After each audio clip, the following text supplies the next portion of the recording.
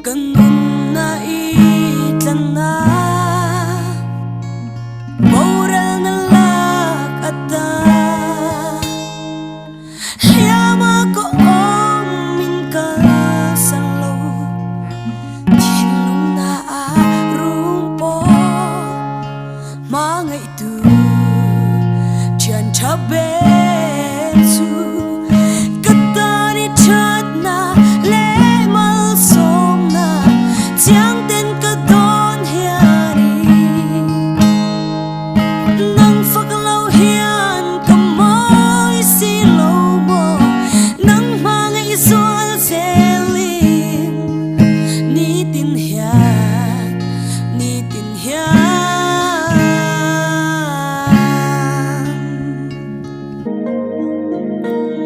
Ganun na islan na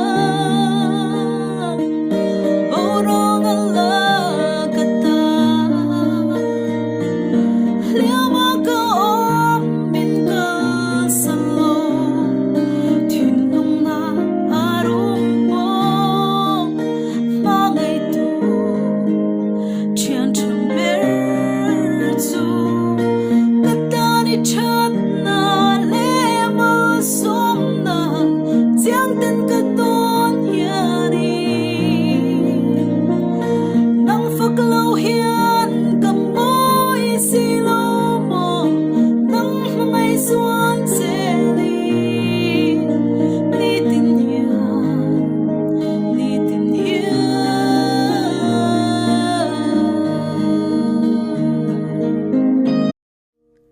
Ganun na itlan na Boral na lakata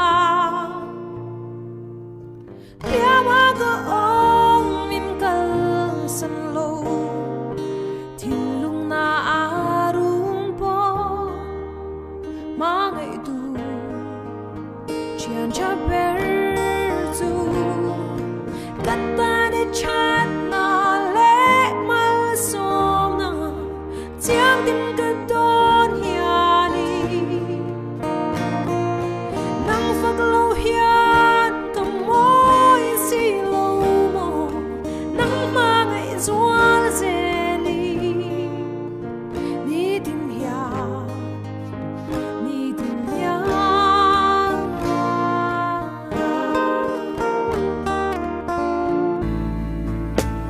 Ganun na itlan na